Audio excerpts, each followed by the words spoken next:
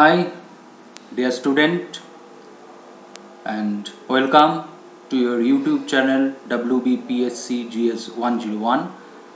আমি রাহুল চক্রবর্তী, তোমাদের polity educator. তো এই ইউটিউব চ্যানেল যেখানে আমি রাহুল চক্রবর্তী তোমাদের ইন্ডিয়ান পলিটির ক্লাস নিয়ে থাকি, এবং আমি তোমাদের সাথে যে বইটা নিয়ে আলোচনা করছি সেটা হচ্ছে ইন্ডিয়ান পলিটি এম লক্ষ্মীকান্ত, যে বইটা আমাদের কম্পিটিটিভ প্রিপারেশনের ক্ষেত্রে ইন্ডিয়ান পলিটির ক্ষেত্রে একটা গুরুত্বপূর্ণ একটা বই, যে বই তোমরা সবাই ফলো করো, কিন্তু একটা কনফিউশন তোমাদের থেকে যায়, বা তোমরা কিছুটা হলেও বুঝে উঠতে পারো না যে এই যে বইটা, এটার কোন জায়গাটা আমার পড়া দরকার, কোন জায়গাটা আমার পড়া দরকার নয়। কারণ এই বইটা একটা গুরুত্বপূর্ণ বই, কিন্তু এই বইটা সবটাই যে আমাদের পড়তে হবে, জানতে হবে, এরকম বিষয় নয়।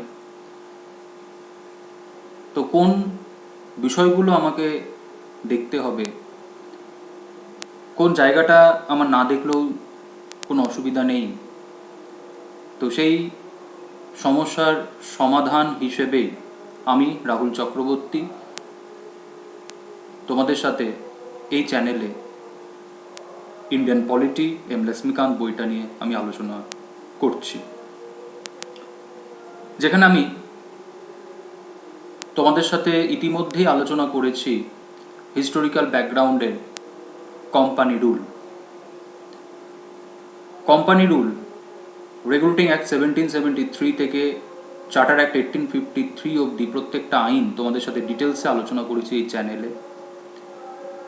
তো আজকে আমি তোমাদের সাথে যেটা আলোচনা করব, বা যে আলোচনাটা আমি শুরু করব,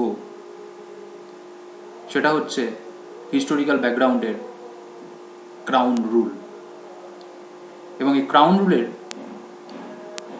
দুটো আইন আমি তোমাদের সাথে আলোচনা করব আজকের এই ক্লাসে। একটা হচ্ছে গভর্নমেন্ট অফ ইন্ডিয়া অ্যাক্ট 1858, আর একটা হচ্ছে ইন্ডিয়ান কাউন্সিল অ্যাক্ট 1861। এই দুটো আইন তোমাদের সাথে আজকে আমি এই ক্লাসে আলোচনা করব। এবং এই যে দুটো আইন, ক্রাউন রুলের এই যে দুটো আইন, এই দুটো আইনের কোন জায়গাগুলো তোমাদেরকে দেখতে হবে, কোন জায়গা থেকে প্রশ্ন আসার সম্ভাবনা থাকে, আমি সেটাই আলোচনা করব। তো আরেকবার তোমরা প্রত্যেকে এই চ্যানেল সাবস্ক্রাইব করো, শেয়ার করো, লাইক করো, কমেন্ট করো। অবশ্যই কমেন্ট করবে ক্লাস কেমন লাগছে। যদি ক্লাস ভালো লাগে সেটাও কমেন্ট করবে।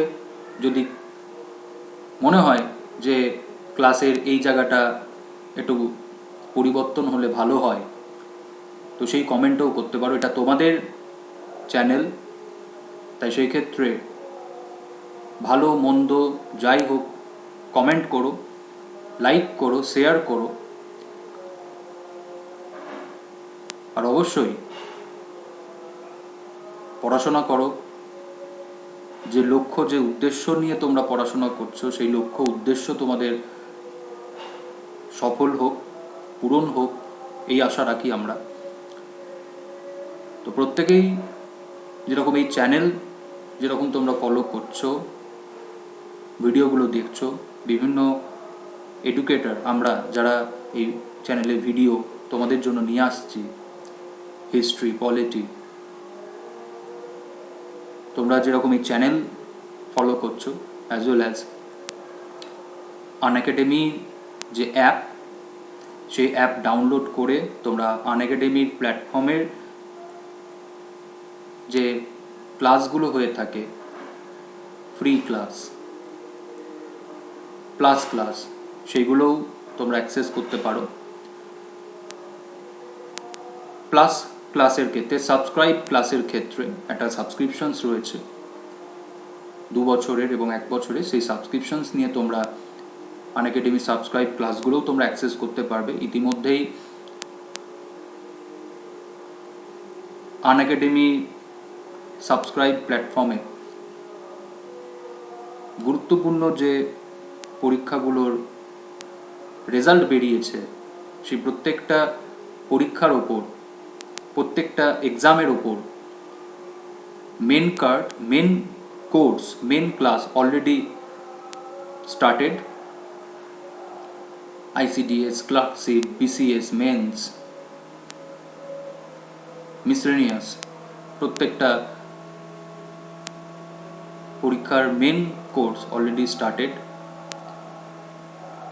একই রকমভাবে 2021 WBCS কেও সামনে রেখে ফাউন্ডেশন কোর্স এখানে নিয়ে আসা হয়েছে, চলছে, নিয়ে আসা হচ্ছে। তো এই ক্লাসগুলো অ্যাক্সেস করার জন্য তোমাদেরকে আনএকাডেমি সাবস্ক্রাইব করতে হবে। কীভাবে তোমরা সাবস্ক্রাইব করবে না করবে এই ভিডিও ডেসক্রিপশন বক্সে দেওয়া আছে, অ্যাপের লিঙ্ক দেওয়া রয়েছে। সাবস্ক্রাইব কিভাবে করবে সেই সাবস্ক্রাইবের লিঙ্কও দেওয়া রয়েছে, যেখান থেকে তোমরা সাবস্ক্রাইব করতে পারবে। আর অবশ্যই এটাই বলবো যে কেন আনএকাডেমি সাবস্ক্রাইব করবে, কারণটা কি? কারণটা এটাই বলবো যে আনএকাডেমি প্ল্যাটফর্মে যে কোর্সগুলো লঞ্চ করা হয়, সেই কোর্সগুলোর ফুল ফ্রিডম তোমাদের হাতে থাকে। যে তোমরা কোন কোর্সে জয়েন করবে, কোন ব্যাচে তোমরা জয়েন করবে, কোন এডুকেটরের তোমরা ক্লাস করবে। এরকম নয় যে তোমাদের উপর চাপিয়ে দেওয়া হচ্ছে কোনো কিছু। একজন এডুকেটরকে যে তোমাদের উপর চাপিয়ে দেওয়া হয় তা নয়। এখানে তোমরা তোমাদের এডুকেটরকে চুজ করতে পারো এবং সেই এডুকেটর যে কোর্সটা নিচ্ছেন, যে ব্যাচে রয়েছেন, তোমরা সেই কোর্স, সেই ব্যাচে গিয়ে তুমি তোমার যে প্রিপারেশন, তোমার যে পড়াশোনা, সেটা তুমি করে নিতে পারবে। তো এখানে তোমাকে তোমার পড়াশোনার ক্ষেত্রে কী করা হচ্ছে, ফুল ফ্রিডম দেওয়া হচ্ছে। যে তুমি তোমার যে ড্রিম, তোমার যেটা লক্ষ্য, সেই লক্ষ্য অনুযায়ী তুমি এখানে তোমার কোর্স, ব্যাচ, এডুকেটর চুজ করো। এবং ডাউট ক্লিয়ারিং, প্র্যাকটিস সেশনস, ইতিমধ্যেই আনএকাডেমি অ্যাপসে প্লাস লার্নারদের জন্য একটা বিশেষ ফিচার্স এখানে নিয়ে আসা হয়েছে, সেটা হচ্ছে প্র্যাকটিস সেশন, যেখানে একজন স্টুডেন্ট তার মতো করে, তার সময় করে এখানে প্র্যাকটিস করে থাকছে।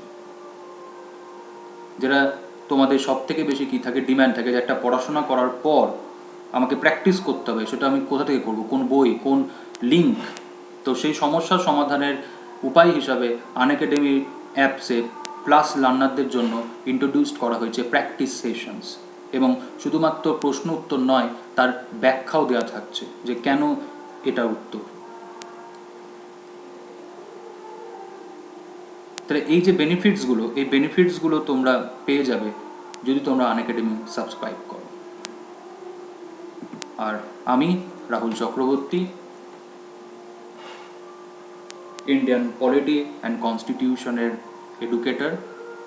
আনএকাডেমিতে আমি ইন্ডিয়ান পলিটির উপর আমি ক্লাস নিয়ে থাকি। তো এই প্ল্যাটফর্মে কম্পিটিটিভ ফিল্ডে আমার 8 বছর অভিজ্ঞতা রয়েছে, যে 8 বছর অভিজ্ঞতায় আমি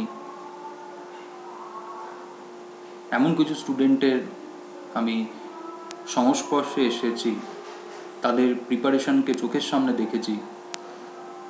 সেখানে এটাই মনে হয়েছে যে পড়াশোনার বাদ দিয়ে আর অন্য কিছু ভাবার কোনো জায়গা নেই। তাদের পড়াশোনা, তাদের লাইফস্টাইল এত কাছ থেকে আমি দেখেছি যে তারা কিভাবে নিজেদেরকে তৈরি করেছে। তো তোমরাও পারবে, তোমাদের দ্বারাও হবে, কিন্তু ওই যে পড়াশোনা এবং ধৈর্যটা রাখতে হবে। তো আজকে আমি তোমাদের সাথে যেটা আলোচনা করব সেটা হচ্ছে হিস্টোরিক্যাল ব্যাকগ্রাউন্ড, ক্রাউন রুল এবং দুটো আইন আলোচনা করব আজকে তোমাদের সাথে। একটা হচ্ছে গভর্নমেন্ট অফ ইন্ডিয়া অ্যাক্ট 1858, আর একটা হচ্ছে ইন্ডিয়ান কাউন্সিল অ্যাক্ট 1861। তো প্রথমে আমি তোমাদের সাথে যেটা আলোচনা করব সেটা হচ্ছে government of India act 1858, crown রুলের এটা হচ্ছে প্রথম আইন। এবং দেখো এই আইনটাকে কি বলা হচ্ছে, act for the good government of India, act for the good government of India.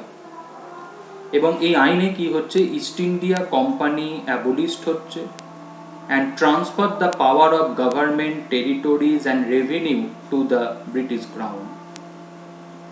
তাহলে কোম্পানি রুলের কি হচ্ছে, অবসান হচ্ছে এই আইনের মাধ্যমে। তাহলে এতদিন ভারতবর্ষ শাসন করে এসেছে কোম্পানি, এবং কোম্পানিকে সে অধিকার দিয়েছিল ব্রিটিশ ক্রাউন, ব্রিটিশ গভর্নমেন্ট। আর এই আইনটা হওয়ার কারণ যদি আমরা বলি, সেই কারণটা হচ্ছে 1857-এর রিভল্ট, যেটাকে আমরা বলে থাকি সিপাহী বিদ্রোহ, ভারতের প্রথম স্বাধীনতা যুদ্ধ। এবং 1857-এর যে রিভল্ট, সেই রিভল্টটা কি ছিল, কোম্পানির যে অপশাসন তার বিরুদ্ধে। তো এই 1857 রিভল্ট, যে রিভল্টের কারণে ব্রিটিশ পার্লামেন্ট কি করছে, এই আইন করছে। এবং কি বলা হচ্ছে, যে এই আইনে আমরা কি করছি, ভারতবর্ষে একটা গুড গভর্নমেন্ট আনছি। ভারতবর্ষে একটা গুড গভর্নমেন্ট আনার হচ্ছে আইন, যে আইন আমরা কি করছি, ইস্ট ইন্ডিয়া কোম্পানি অ্যাবলিশড করছি, এবং ভারতের যে ক্ষমতা,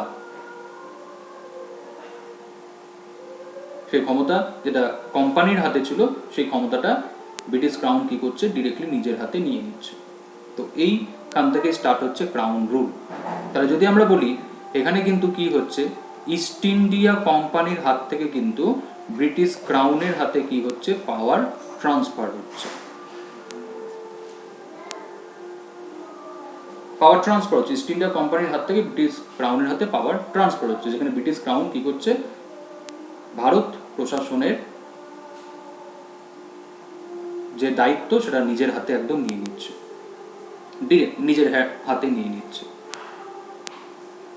তো এই আইনের যে বিশেষ বৈশিষ্ট্যগুলো, সেই বিশেষ বৈশিষ্ট্যগুলো কি, তার মধ্যে প্রথমটা আশা করি যেটা তোমরা প্রত্যেকে জানো, যে it change the designation of governor general of India to that of viceroy of India. Governor general of ইন্ডিয়ার কি করা হচ্ছে, ডেজিগনেশন চেঞ্জ হচ্ছে, এবং যেখানে আমরা কি বলছি, ভাইসরয় অফ ইন্ডিয়া। ভাইসরয় মানে কি, দেখো ভাইসরয় মানেটা এখানে বলেই দিচ্ছে, যে ভাইসরয় মানে হচ্ছে direct representative of the British crown in India. Direct representative of the British crown in India মানে ব্রিটিশ রাজ প্রতিনিধি, ব্রিটিশ গভর্নমেন্টের প্রতিনিধি। এবং প্রথম ভাইসরয় কে হচ্ছেন, প্রথম ভাইসরয় হচ্ছে লর্ড ক্যানিং। লর্ড ক্যানিং হচ্ছেন প্রথম ভাইসরয়। তাহলে গভর্নমেন্ট অফ ইন্ডিয়া 1858, প্রথম যে বিষয়টা আমাদের মনে রাখতে হবে, যে গভর্নর জেনারেল অফ ইন্ডিয়ার ডেজিগনেশন কি হচ্ছে, চেঞ্জ হচ্ছে, এবং সেই চেঞ্জ ডেজিগনেশনটা কি, ভাইসরয়। ভাইসরয় মানে কি, direct representative of British crown, মানে ব্রিটিশ গভর্নমেন্টের প্রতিনিধি। এবং প্রথম কে হচ্ছেন, লর্ড ক্যানিং। তাহলে এতদিন দেখো, এই যে আমরা 1773-তে দেখলাম গভর্নর জেনারেল অফ বেঙ্গল, 1833-তে গভর্নর জেনারেল অফ ইন্ডিয়া। তাহলে যে গভর্নর জেনারেল অফ বেঙ্গল বা তার পরবর্তীকালে গভর্নর জেনারেল অফ ইন্ডিয়া, এরা কিন্তু কেউ ব্রিটিশ গভর্নমেন্টের কি ছিল না, রিপ্রেজেন্টেটিভ ছিল না। কারণ এনাদেরকে আমরা সোজা কথায় যদি বলি, যে কোম্পানির প্রতিনিধি। কিন্তু ভাইসরয় মানে কি বলছে, ভাইসরয় মানে হচ্ছে ব্রিটিশ গভর্নমেন্টের প্রতিনিধি, British crown, representative of British crown. আচ্ছা, সেকেন্ড কি বলা হচ্ছে, সেকেন্ড বলছে it ended the system of double government by abolishing the board of control and court of directors. এটা আমি তোমাদেরকে যখন আমি কোম্পানি রুল নিয়ে যখন আলোচনা করছিলাম তখনই বলেছিলাম, যে 1784-এ যে সিস্টেম অফ গভর্নমেন্ট স্টার্ট হলো, যে পলিটিক্যাল অ্যাফেয়ার্স দেখবে বোর্ড অফ কন্ট্রোল, আর কমার্শিয়াল অ্যাফেয়ার্স দেখবে কোর্ট অফ ডিরেক্টর। তাহলে এই যে সিস্টেম অফ গভর্নমেন্ট যেটা স্টার্ট হলো, সেটা কি এন্ড হয়েছিল কবে, 1858-এ।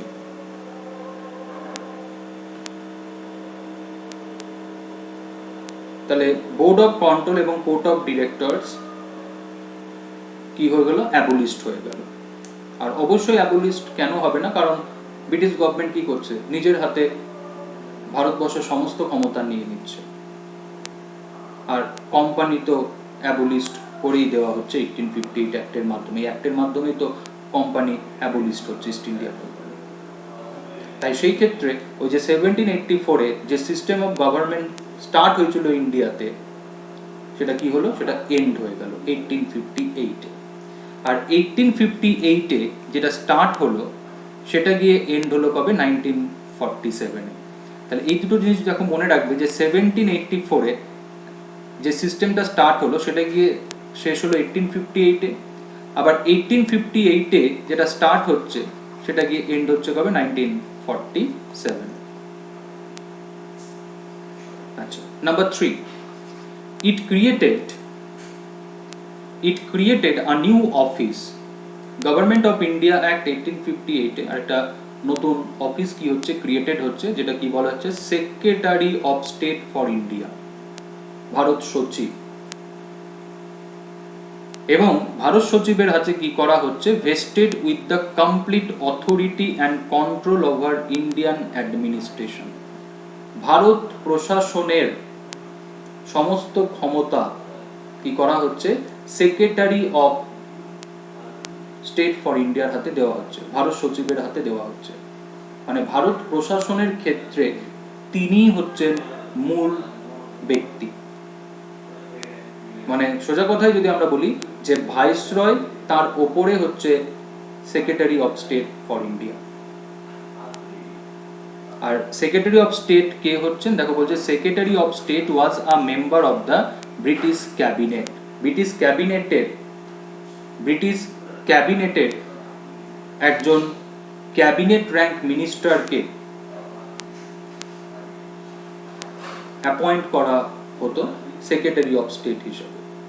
তাহলে সেক্রেটারি অফ স্টেটের যদি আমরা ডেজিগনেশন যদি আমরা বলি, ভারত সচিবের যদি আমরা ডেজিগনেশন বলি কি, তো অ্যান্সারটা হবে এটাই যে একজন ব্রিটিশ ক্যাবিনেট র্যাঙ্ক মিনিস্টার। এবং এই সেক্রেটারি অফ স্টেট ভারত প্রশাসনের বিষয়ে রেসপন্সিবল থাকতো ব্রিটিশ পার্লামেন্টের কাছে। তার মানে সেক্রেটারি অফ স্টেট, ভারত সচিব, ব্রিটিশ পার্লামেন্টের কাছে কি থাকতো, রেসপন্সিবল থাকতো ভারত প্রশাসনের বিষয়ে।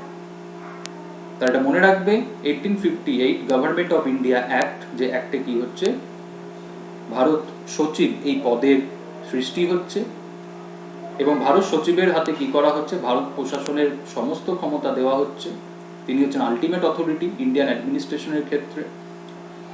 সেক্রেটারি অফ স্টেট কে হতেন, ব্রিটিশ ক্যাবিনেট র্যাঙ্ক একজন মিনিস্টার। ব্রিটিশ ক্যাবিনেট র্যাঙ্কের একজন মিনিস্টারকে সেক্রেটারি অফ স্টেট হিসাবে অ্যাপয়েন্ট করা হতো এবং সেক্রেটারি অফ স্টেট ভারত প্রশাসনের বিষয়ে রেসপন্সিবল থাকতো ব্রিটিশ পার্লামেন্টের কাছে। ব্রিটিশ পার্লামেন্টের কাছে ওনাকে কি করতে হতো, ভারত প্রশাসনের বিষয়ে ওনাকে কৈফিয়ত দিতে হতো। Number 4, it established a 15-member Council of India to assist Secretary of State for India. Secretary of স্টেটকে ভারত প্রশাসন পরিচালনার ক্ষেত্রে সাহায্যের জন্য কি করা হয়েছিল, একটা কাউন্সিল তৈরি করা হলো, যেটাকে আমরা বলি secretary of state and his council. এই কাউন্সিলে কতজন মেম্বার ছিল, বলছে 15 জন। তাহলে 15 জন মেম্বার নিয়ে একটা কাউন্সিল, যে কাউন্সিল কি করতো, সেক্রেটারি অফ স্টেটকে ভারত প্রশাসন পরিচালনার ক্ষেত্রে সাহায্য করতো, অ্যাসিস্ট করতো, যেটাকে আমরা বলে থাকি ইন্ডিয়ান কাউন্সিলও বলা হয়ে থাকে।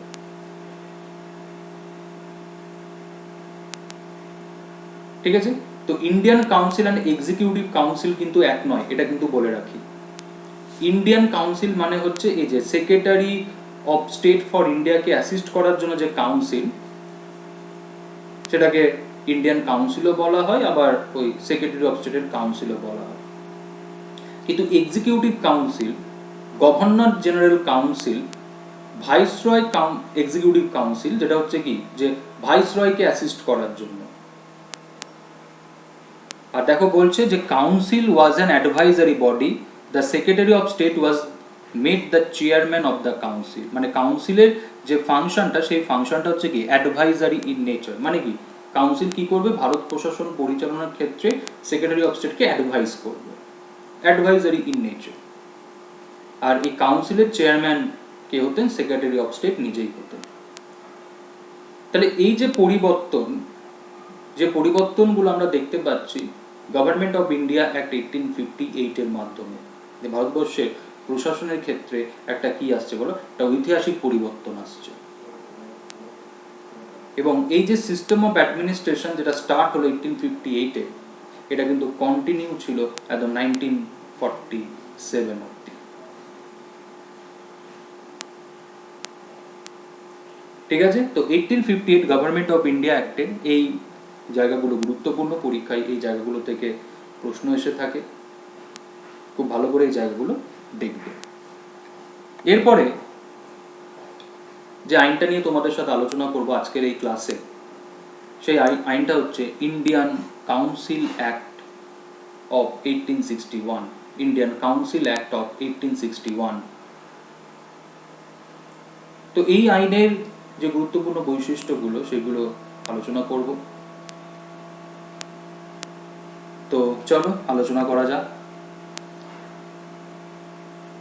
তো ফার্স্ট যে ইনফরমেশনটা দেখো দেওয়া হচ্ছে, সেই ইনফরমেশনটা কি, it made a beginning of representative institution by associating Indians with the law making process. ইন্ডিয়ানদেরকে কি করা হচ্ছে, ল মেকিং প্রসেসে ইন্ডিয়ানদেরকে নিয়ে আসা হচ্ছে, ল মেকিং প্রসেসে।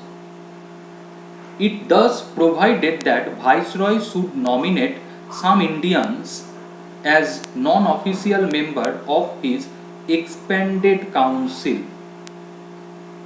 এই যে এখানে যে কাউন্সিলটার কথা বলা হচ্ছে, সেই কাউন্সিলটা কিন্তু ভাইসরয়ের এক্সিকিউটিভ কাউন্সিল।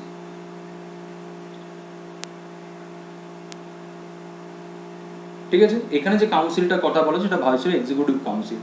আশা করি তোমাদের মনে আছে, আমরা লাস্ট পড়েছিলাম 1858 চার্টার অ্যাক্ট, যেখানে কি বলা হয়েছিল যে ভাইসরয় এক্সিকিউটিভ কাউন্সিল, সেখানে 4 জন প্লাস 2 জন, একজন হচ্ছে ভাইসরয় এবং কমান্ডার অ্যান্ড চিফ, এবং 6 জন কি করা হয়েছিল, লেজিসলেটিভ কাউন্সিলর অ্যাপয়েন্টেড হয়েছিল। একজন ছিল সুপ্রিম কোর্টের চিফ জাস্টিস, একজন ছিল সুপ্রিম কোর্টের আদার জাজ, এবং 4 জন হচ্ছে কি বলো ওই লোকাল রিপ্রেজেন্টেটিভ।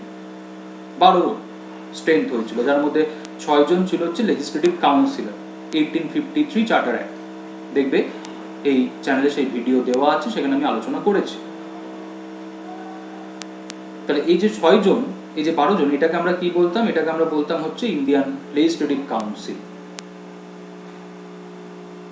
তাহলে এই যে 6 জন, এই 6 জন এই মানে কাউন্সিলের মিটিংয়ে তখনই পার্টিসিপেট করতো যখন কাউন্সিল কি করছে বলো, ল মেকিং কোনো ফাংশনস করছে।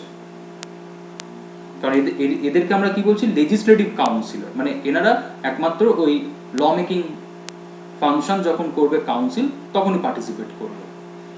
আর এই 6 জন হচ্ছে অল অকেশনে, সেটা এক্সিকিউটিভ হতে পারে, লেজিসলেটিভ হতে পারে, হোয়াট এভার। তো এখানেই বলছে যে it made beginning representative institution by associating Indians with the law making process. তার মানে ইন্ডিয়ানদের কি করা হচ্ছে, এই ল মেকিং প্রসেসে আনা হচ্ছে, যেখানে বলা হচ্ছে viceroy should nominate some Indians as non officials member of his expanded council.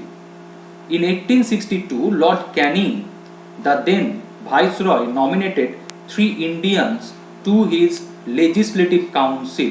এই জায়গাটায় এই যে legislative council, ওকে, তার মানে কি 12, এইখানে কি করছে, 3 জনকে নমিনেট করছে ভাইসরয়। 3 জনকে, Raja of Benaras, Maharaja of Patiala and Shri Dinkar Rao. 3 জন ভারতীয়কে কি করা হচ্ছে, নমিনেট করা হচ্ছে। কে নমিনেট করছে, ভাইসরয়। তাহলে এটাকে আমরা বলছি it made beginning of the representative institution by associating Indians with the law making process. তাহলে ইন্ডিয়ানদেরকে নমিনেট করা হচ্ছে এই লেজিসলেটিভ কাউন্সিলে, ভাইসরয়ের লেজিসলেটিভ কাউন্সিলে। নমিনেট কে করছে, লর্ড ক্যানিং 1862-তে 3 জনকে, একজন হচ্ছে raja of Benaras, Maharaja of Patiala and Sri Dinkar Rao. ঠিক আছে? Number 2, it initiated the process of decentralization by restoring the legislative power to the Bombay and Madras presidency. It thus reserved the centralizing tendency that started from Regulating Act 1773 and reached its climax under the Charter Act of 1833.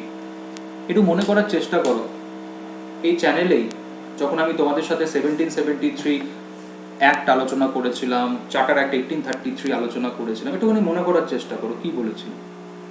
1773 charter act, যেখানে কি বলেছিলাম যে governor of Bengal থেকে governor general of Bengal এবং বোম্বে এবং মাদ্রাস প্রেসিডেন্সির গভর্নরকে কি করা হলো, গভর্নর জেনারেল অফ বেঙ্গলে সাবঅর্ডিনেট করা হলো। এবং সেখানে আমি কি বলেছিলাম যে ওই সেন্ট্রাল অ্যাডমিনিস্ট্রেশনস কি হচ্ছে বলো, স্টার্ট হচ্ছে। এরপরে যখন আমরা চার্টার অ্যাক্ট 1833 যখন আমরা আলোচনা করেছি, তখন থেকে সেখানে একটা ইনফরমেশন দেখবে দেওয়া হয়েছে, ভিডিওতে দেখবে, সেখানে বলা হয়েছে যে গভর্নর জেনারেল অফ বেঙ্গল থেকে গভর্নর জেনারেল অফ ইন্ডিয়া এবং অন্য দুটো প্রেসিডেন্সির যে লেজিসলেটিভ পাওয়ার, অন্য দুটো প্রেসিডেন্সি বলতে বোম্বে এবং মাদ্রাস, এই যে দুটো প্রেসিডেন্সির যে লেজিসলেটিভ পাওয়ার, সেটাও কি করা হচ্ছে, গভর্নর জেনারেল অফ ইন্ডিয়ার হাতে দিয়ে দেওয়া হচ্ছে। সেখানে কি বলেছিলাম যে লেজিসলেটিভ প্রসেসেও কি আনা হচ্ছে বলো, সেন্ট্রালাইজেশন। মানে যেখানে যেখানে ইস্ট ইন্ডিয়া কোম্পানির কি রয়েছে বলো, অধিকার আছে ভারতবর্ষে, যেখানে যেখানে, সেই সমস্ত জায়গার ক্ষমতা কি করা হচ্ছে, একটা কেন্দ্রে নিয়ে আসা হচ্ছে। সেই কেন্দ্রটা হচ্ছে governor general of India and his council.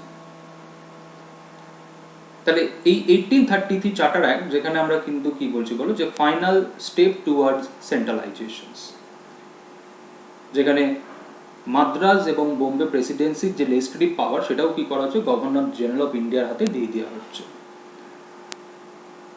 তো এখানে দেখো বলছে এই যে ইন্ডিয়ান কাউন্সিল অ্যাক্ট 1861, যেখানে কি বলছে, initiated the process of decentralisation. Decentralisations মানে কি, যে ক্ষমতা বিকেন্দ্রীকরণ, মানে কি ক্ষমতা এক জায়গায় থাকবে না।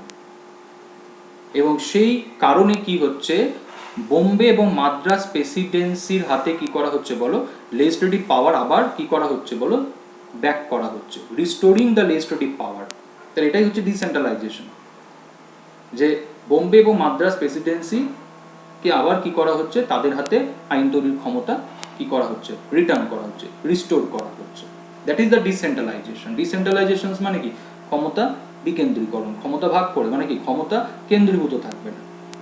যেটা আমরা দেখতে পাচ্ছি কি 1833 চার্টার অ্যাক্ট, যেখানে কি বলা হচ্ছে যে বোম্বে এবং মাদ্রাস প্রেসিডেন্সির যে লেজিসলেটিভ পাওয়ার, সেটা কি করা হবে, সেটা ওই দুটো প্রেসিডেন্সির হাতে থাকবে না, সেটা থাকবে হচ্ছে একটা কেন্দ্রে।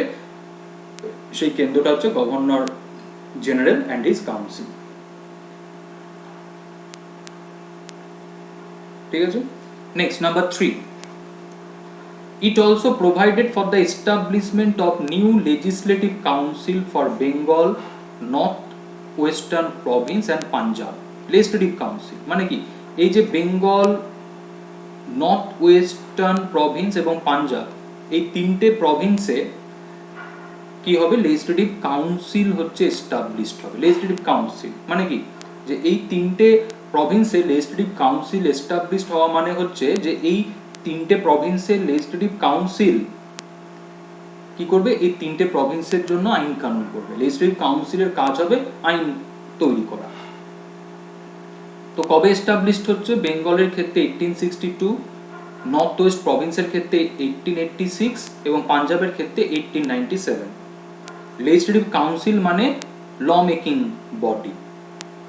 তাহলে বলা হচ্ছে বেঙ্গল, নর্থ ওয়েস্টার্ন প্রভিন্স এবং পাঞ্জাব, এই তিনটে প্রভিন্সে সেপারেটলি কি করা হবে, একটা ল মেকিং বডি সেখানে এস্টাবলিশড করা হবে, লেজিসলেটিভ কাউন্সিলস।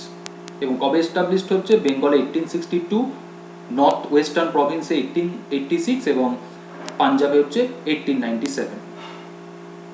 তো লেজিসলেটিভ কাউন্সিল মানে হচ্ছে law making body. Number 4, it also gave a recognition to portfolio system introduced by Lord Canning in 1859. Under this, a member of Viceroy's Council was made in charge of one or more departments of the government and was authorized to issue final order on behalf of the council on matters of his departments. Portfolio system introduced হচ্ছে। Portfolio system মানে সোজা কথায় দপ্তর বন্টন। এই যে তোমাদের সাথে একটু আগে বলছিলাম যে ভাইসরয়ের কাউন্সিল, এখানে টোটাল মেম্বার কত বলছিলাম? 4 জন। পরবর্তীকালে সেটা বেড়ে হয়েছিল 5 জন 1861 এর পর। 1850-তে 4 জনই ছিল, তারপর এখানে 5 জন হলো। তো বলা হচ্ছে এই যে ভাইসরয় এক্সিকিউটিভ কাউন্সিলের যারা সদস্য, তাদের উপর কি করা হবে? বিভিন্ন দপ্তরের দায়িত্ব দেওয়া হবে। ল, রেভিনিউ, ফাইন্যান্স, মিলিটারি, এরকম বিভিন্ন দপ্তর। যেরকম এখন আমরা দেখি না যে কাউকে অর্থ দপ্তরের দায়িত্ব দেওয়া হচ্ছে, কাউকে রেল দপ্তরের দায়িত্ব দেওয়া হচ্ছে। কাদেরকে দেওয়া হচ্ছে? যারা মন্ত্রী। আমরা বলি না যে মন্ত্রীদের মধ্যে দপ্তর বন্টন করে থাকে প্রাইম মিনিস্টার, চিফ মিনিস্টার। তো এটাই হচ্ছে পোর্টফোলিও সিস্টেম। এখন যেরকম প্রাইম মিনিস্টার তার মন্ত্রীদের মধ্যে দপ্তর বন্টন করে থাকে, মুখ্যমন্ত্রী তার মন্ত্রীদের মধ্যে দপ্তর বন্টন করে থাকে, তো সেই সময় বলা হচ্ছে ভাইসরয় কি করবে? তার কাউন্সিলের যারা মেম্বার, এক্সিকিউটিভ কাউন্সিলের যারা মেম্বার 5 জন, পরবর্তীকালে সেটা আবার 6 জন হয়েছিল, তাদের মধ্যে কি করবে? বিভিন্ন দপ্তর বন্টন করবে। পাবলিক ওয়ার্কটা ছিল না, পাবলিক ওয়ার্কটা কিন্তু পরে এসছে। Public work, department of public works, law ছিল, রেভিনিউ ছিল, ফিনান্স ছিল, তারপরে গিয়ে তোমার মিলিটারি ছিল। পাবলিক ওয়ার্কসটা পরে এসছে। পাবলিক ওয়ার্কসটা যখন এলো তখন সেটা 6 জন হলো।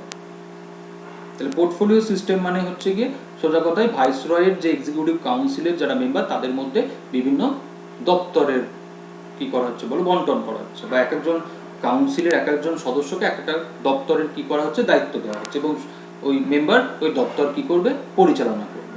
দেখো বলছে কি যে viceroy council was made in charge one or more departments of the government and was authorized to issue final order on behalf of the council on the matter of his department। মানে ওই ডিপার্টমেন্টটা সে পরিচালনা করবে, তাকে সেই ক্ষমতা দেওয়া হচ্ছে। তো এটা পরীক্ষায় আসে যে কোন অ্যাক্টে ইন্ডিয়াতে পোর্টফোলিও সিস্টেম ইন্ট্রোডিউসড হয়েছিল। And next, it empowered the viceroy to issue ordinance. Ordinance মানে কি? জরুরি আইন। Without concurrence of the legislative council. Viceroy তার লেজিসলেটিভ কাউন্সিলের সাথে কোনো রকম পরামর্শ আলোচনা না করে কি করতে পারবে? অর্ডিন্যান্স আনতে পারবে। কখন? ডিউরিং অ্যান এমার্জেন্সি, জরুরি অবস্থা। এবং এই অর্ডিন্যান্সের কার্যকাল হবে কি? 6 মাস। এখন দেখবে আমাদের অর্ডিন্যান্স এনে থাকেন প্রেসিডেন্ট এবং গভর্নর। কখন? এমার্জেন্সি টাইম নয়, সেই টাইমটা হচ্ছে কি? সেই টাইমটা হচ্ছে যখন পার্লামেন্ট এবং স্টেট লেজিসলেচার কি থাকে না? সেশন টাইমে থাকে। আর সেই সময় কি বলছে যে ভাইসরয় কি করতে পারবেন? অর্ডিন্যান্স আনতে পারবেন লেজিসলেটিভ কাউন্সিলের সাথে কোনো রকম আলাপ আলোচনা পরামর্শ না করেই। কোন সিচুয়েশনে? An emergency situation. এবং যে অর্ডিন্যান্সটা আনা হবে তার কার্যকাল থাকবে হচ্ছে 6 মান্থ। তাহলে এই আইনে এই হচ্ছে বিশেষ দিক, যার মধ্যে সবথেকে গুরুত্বপূর্ণ হচ্ছে ওই পোর্টফোলিও সিস্টেম। পরীক্ষায় এই জায়গাটা থেকে সবথেকে বেশি প্রশ্ন আসে যে কোন অ্যাক্টে পোর্টফোলিও সিস্টেম ইন্ডিয়াতে ইন্ট্রোডিউসড হয়েছে। তো আজকে আমি তোমাদের সাথে এই দুটো আইন নিয়ে আলোচনা করলাম, Indian government of India act 1858 এবং ইন্ডিয়ান কাউন্সিল অ্যাক্ট 1861। নেক্সট ভিডিওতে আমি আবার তোমাদের সাথে আলোচনা করব আবার এই ক্রাউন রুলের আরও যে গুরুত্বপূর্ণ আইনগুলো রয়েছে। নেক্সট ভিডিওগুলোতে এই ক্রাউন রুলের আরও যে আইনগুলো রয়েছে এই সময়কালে সেগুলো নিয়ে আলোচনা করব। আর আবারও আনএকাডেমি জয়েন করো, আনএকাডেমি সাবস্ক্রাইব করো। আর আনএকাডেমি কেন সাবস্ক্রাইব করবে সেটা তো ইন্ট্রোডাকশনেই বলেছি যে কমপ্লিট প্রিপারেশনস যদি চাও, যদি মনে করো যে তুমি তোমার যে পড়াশোনাটা সেটা তুমি তোমার মতো করে করবে, তো এই মুহূর্তে তোমার কাছে বেস্ট অপশন আনএকাডেমি। এটা তোমার এই বিষয়টা নেই যে তুমি একটা ক্লাস মিস করে গেলে তোমাকে সেই ক্লাসটা পাওয়ার জন্য কাউকে গিয়ে তোমাকে রিকোয়েস্ট করতে হবে যে ওই ক্লাসটা আমি মিস করে গেছি আমার এই পারিবারিক কারণে, আমার এই শারীরিক কারণে, তো আমাকে ওই ক্লাসটা আমাকে দেওয়া হোক, ওই ক্লাসটা আমাকে অ্যারেঞ্জ করা হোক। এই রিকোয়েস্ট করার কোনো জায়গা এখানে নেই। কারণ কি? তার কারণটা হচ্ছে তুমি যদি লাইভ ক্লাস যদি না করতে পারো, প্রত্যেকটা ক্লাস কি থাকে এখানে রেকর্ডেড থাকে, তুমি সেই রেকর্ডেড ক্লাসও তুমি দেখে নিতে পারবে। তাহলে এই যে অ্যাডভান্টেজ, তোমার পড়াশোনা তুমি তোমার মতো করে করবে, তাহলে এই যে অ্যাডভান্টেজ তোমাকে এই মুহূর্তে আনএকাডেমি দিচ্ছে, এই অ্যাডভান্টেজ তোমাকে কোনো ইনস্টিটিউশন দেবে না। তুমি তোমার কোর্স চুজ করবে, তুমি তোমার ব্যাচ চুজ করবে, তুমি তোমার এডুকেটর চুজ করবে। এবং এরকম নয় যে তুমি যে এডুকেটরের ক্লাস করছো সেই এডুকেটরের ক্লাসই তোমাকে করে যেতে হবে, তা নয়। তোমার যদি মনে হয় যে 1 মাস বা 2 মাস ক্লাস করার পর যে তুমি সেই এডুকেটরের ক্লাস তুমি বুঝতে পারছো না, তুমি সেই ক্ষেত্রে প্ল্যাটফর্মে একটা সাবজেক্টের ওপর একাধিক এডুকেটর রয়েছে, তুমি যে স্যারের ক্লাস তুমি বুঝতে পারছো, নিতে পারছো, তুমি তোমার সেই এডুকেটরকে চুজ করতে পারবে। তাহলে এই যে অ্যাডভান্টেজ তোমাকে দেওয়া হচ্ছে, যেখানে তুমি সোজা কথায় মানে তোমাকে সেই পরিশ্রম করার দরকার নেই যে তোমাকে সকালবেলায় উঠে তোমাকে ওই যেতে হবে ক্লাসে, না। এখানে তুমি তোমার মতো করে ক্লাস করবে, তুমি তোমার মতো করে বাড়িতে বসে পড়াশোনা করবে, যেটা এই সময়কালে প্রত্যেকের দাবি। তো জয়েন আনএকাডেমি, সাবস্ক্রাইব আনএকাডেমি। পরের ভিডিওতে তোমাদের সাথে আবার দেখা হচ্ছে। আর আনএকাডেমি অ্যাপসের লিঙ্ক ভিডিও ডেসক্রিপশন বক্সে দেওয়া আছে, সেখান থেকে তোমরা অ্যাপস ডাউনলোড করে আনএকাডেমির প্ল্যাটফর্মের যে ক্লাস, সেই ক্লাসগুলো তোমরা দেখতে পাবে। এবং সাবস্ক্রাইব ক্লাসের ক্ষেত্রে সাবস্ক্রিপশনস নিতে হবে। সাবস্ক্রিপশনের ক্ষেত্রে যেটা রয়েছে 1 বছর এবং 2 বছর। এবং কীভাবে সাবস্ক্রিপশনস নেবে সেটা ডেসক্রিপশন বক্সেই দেওয়া হয়েছে, সেখান থেকে তোমরা সেই লিঙ্কে গিয়ে তোমরা ইজিলি সাবস্ক্রিপশনস নিতে পারবে। তাছাড়াও এই যে চ্যানেল WBPSC GS 101, এই চ্যানেল সাবস্ক্রাইব করো, লাইক করো এবং শেয়ার করো। তো সবাই ভালো থেকো, সুস্থ থেকো। পরের ভিডিওতে তোমাদের সাথে আবার দেখা হচ্ছে। ততক্ষণ পর্যন্ত টাটা, বাই, ভালো থেকো।